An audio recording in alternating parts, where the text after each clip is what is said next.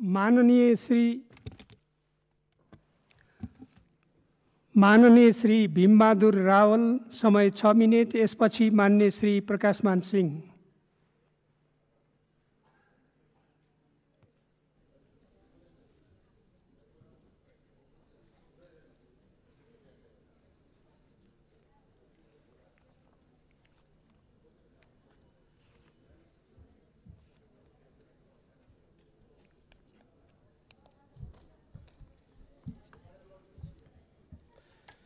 सम्माननीय सभामुख महोदय, हाम्रो देशको सुदूरपश्चिम प्रदेशको कञ्चन दार्चुला जिल्लाको लिम्पियाधुरा, कालापानी र लिपुलेक क्षेत्र सबै सुगौली सन्धि र त्यसपछिका सबै अभिलेखहरू, दस्तावेज, पत्राचार र व्यवहारबाट नेपालको भूमि रहेको कुरा प्रष्ट छ। म यो सम्मानित सदनलाई 2056 सालको एउटा स्मरण पनि गराउन चाहन्छु। 2056 सालसम्म लिपुलेक र सीतापुल भन्ने ठाउँमा त दक्षिणतिर र उत्तरतिर नेपालको प्रहरी चौकी नै थियो। त्यसपछि जब नेपाल द्वन्द्वमा जानुपर्ने अवस्था आयो, त्यसपछि मात्रै ती चौकीहरू त्यहाँबाट विस्थापित भएका हुन्। र अहिले यो छोटो समयमा कुन कुन दस्तावेज, कुन कुन अभिलेख, कुन कुन तथ्यले नेपालको त्यो कसरी भूमि हो भन्नेतर्फ प्रवेश गर्न सम्भव छैन। म यति मात्र भन्न चाहन्छु, यो नेपालको भूमि जो भारतले अतिक्रमण गरेको छ, त्यो अतिक्रमणलाई नक्सामा अङ्कित गरेर सबभन्दा पहिले दुई असल छिमेकीको सम्बन्धमा समस्या उत्पन्न गर्ने काम भारतले नै गरेको, नेपालले त्यो काम गरेको होइन। नक्सा पहिले प्रकाशित गर्ने काम पनि नेपालले गरेको होइन। र त्यसपछि पनि नेपाल सरकारको तर्फबाट, नेपालको तर्फबाट बारम्बार भारतीय पक्षसँग जुन सचिव स्तरीय वार्ता गर्ने भन्ने पहिले सहमति भएको थियो, त्यो कुरालाई स्मरण गराउँदै वार्ताको लागि आग्रह भएको छ, अनुरोध भएको छ। तर एउटा असल छिमेकी तथ्यको आधारमा वार्ताबाट समस्या समाधान गर्ने आशय मनसायका साथ सक्रियता नदेखाएको पनि भारतले नै हो। यो पनि हामीले हेक्का राख्नुपर्ने कुरा छ। त्यसको साथसाथै यो आज जुन हामीले नेपालको संविधानको अनुसूची 3 मा रहेको नेपालको नक्सालाई हाम्रो आफ्नो भूमि अङ्कित गरेर त्यसलाई प्रकाशित गर्ने कुरा यहाँ प्रस्तावको रूपमा आएको छ। यो प्रस्ताव नेपाली जनताको देशभक्तिपूर्ण भावनाको अभिव्यक्ति हो र यो सबै वर्ग, जाति, लिङ्ग, समुदाय र क्षेत्रका जनताको साझा आकाङ्क्षा हो। मानिसहरूका वेशभूषा फरक हुन सक्दछन्, भाषा फरक हुन सक्दछन्, हिमालमा बस्न सक्छन् कोही तराई मधेसमा, कोही पूर्व, कोही पश्चिम। जबसम्म राजनीतिक दल, पार्टी र व्यक्तिले देशको सर्वोपरि हितको लागि काम गरिरहन्छ, ती सबै देशभक्त हुन्छन्। ती व्यक्तिहरू मात्रै, त्यति बेला त्यस्तो व्यक्तिहरूमाथि मात्रै प्रश्न उत्पन्न हुन्छ जसले नेपालको स्वतन्त्रता, स्वाधीनता, सार्वभौमसत्ता, अखण्डता, स्वाभिमानलाई स्थापित गर्ने कुरालाई कुनै प्रस्ताव ल्याएर त्यसप्रति भ्रम सिर्जना गर्नु खोज्छ कसैले त्यसको विरोध गर्छ। त्यस्तो प्रति मात्रै नेपाली देशभक्त जनताहरूले प्रश्न उठाउने गरेका छन्। त्यसकारण यहाँ भाषा, वेशभूषा, को व्यक्ति कुन क्षेत्रमा बस्छ, कसले कुन राजनीतिक दल अनुसरण गरेको छ भन्ने प्रश्न होइन। त्यसमा मलाई लाग्छ सम्पूर्ण देशभक्त नेपालीहरू एकदमै प्रष्ट छन् र मैले जुन पार्टीको प्रतिनिधित्व गर्छु, मेरो पार्टी त्यसमा स्पष्ट छ। त्यसमा कुनै पनि विभेद र अन्यथा विचार हुन सक्दैन। हामीले जुन प्रकारले अहिलेसम्म हाम्रो सिमानाको रक्षाको कुरालाई अगाडि बढाएका छौँ, यो अन्तर्राष्ट्रिय कानुन पनि सम्मत छ।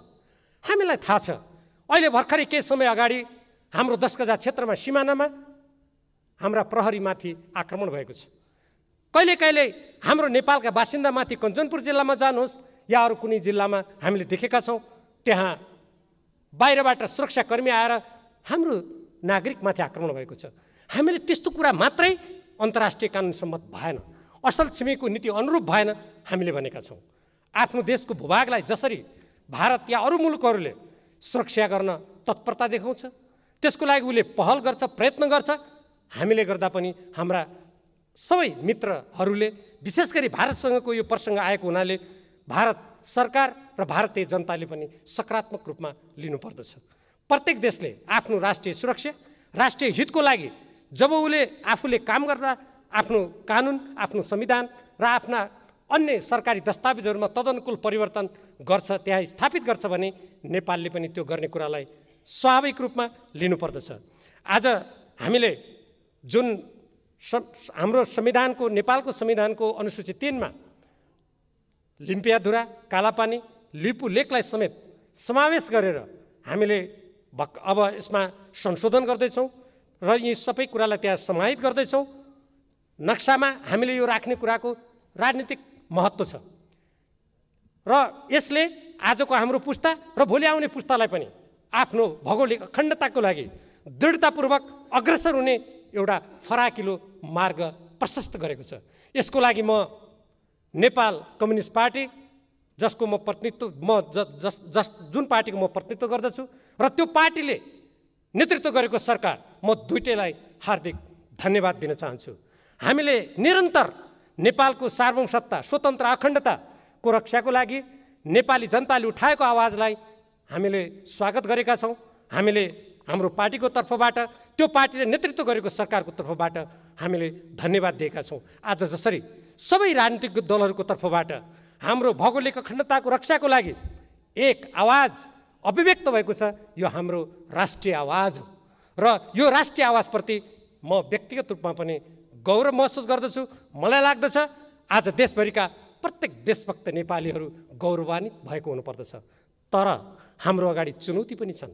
हामीले नक्सामा हाम्रो भूभागलाई अङ्कित त गऱ्यौँ, तर त्यसलाई हामीले व्यवहारिक रूपमा प्राप्त गर्नको लागि त्यहाँ हाम्रो प्रशासनिक सबै गतिविधिहरू अगाडि बढाउनको लागि त्यहाँ रहेका भारतीय फौजलाई तुरुन्तै फिर्ता पठाउनको लागि हामीले आगामी दिनमा कूटनीतिक कुशलता, पहल कदमी, राष्ट्रिय एकताका साथ अगाडि बढ्नुपर्नेछ।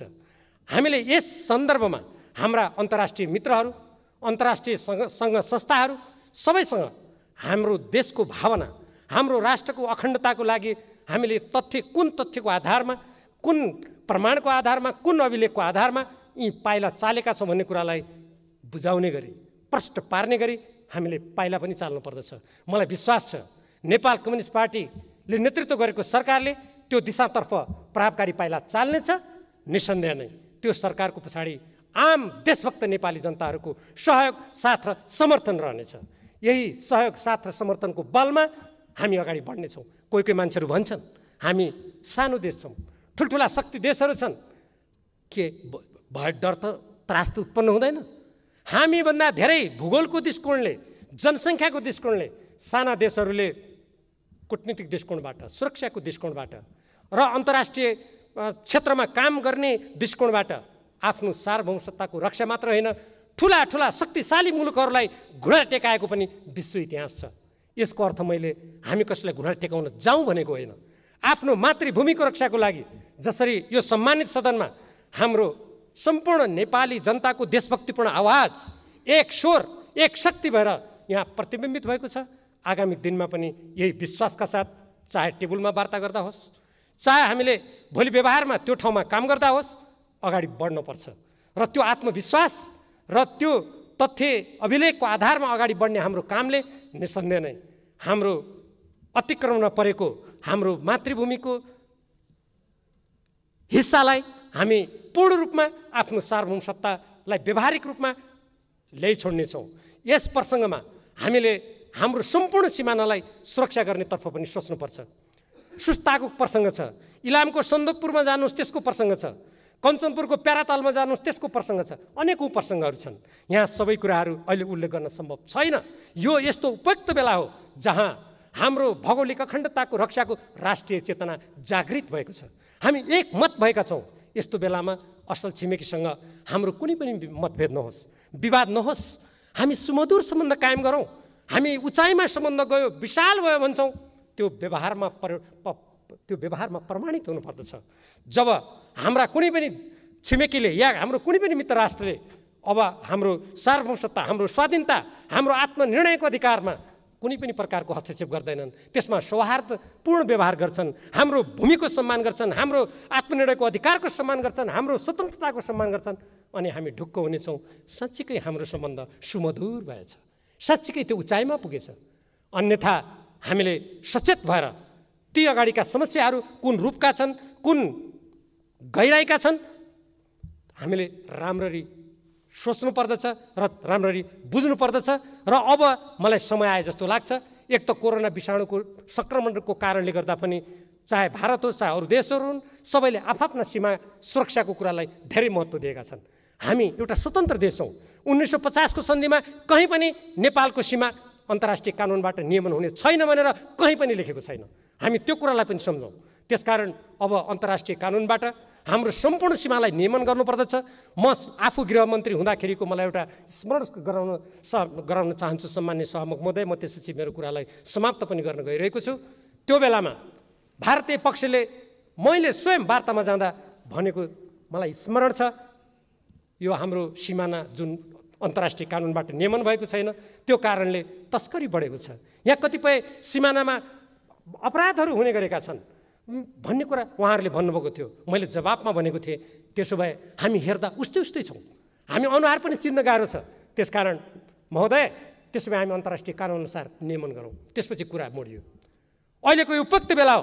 त्यसकारण समग्रतामा दुई देशको बिचको सम्बन्धलाई समस्या रहित बनाउनको लागि पनि अन्तर्राष्ट्रिय कानुन बमोजिम हाम्रो सीमा नियमन गर्ने बेला आएको छ। हामी यसतर्फ पनि सोच्नको लागि म सम्बन्धित पक्षसँग विशेष आग्रह गर्न चाहन्छु। हो, जनता पनि राष्ट्रियता हो, त्यसमा कुनै शङ्का छैन। हामी तर भूमि पनि राष्ट्रियता हो। भूमिमा टेक्ने ठाउँ छैन, हाम्रा खुट्टा राख्ने ठाउँ छैन भने हामी शून्यमा तैरिन सक्दैनौँ। त्यसकारण जाँदै मलाई कवि माधव घिमिरेको एउटा कविताको सम्झना हुन्छ। चुलिन्छ कहाँ उचाइ हाम्रो हिमालय नरहे, चुलिन्छ कहाँ उचाइ हाम्रो हिमालय नरहे, रहौँला कहाँ नेपाली हामी नेपालै नरहे। धन्यवाद।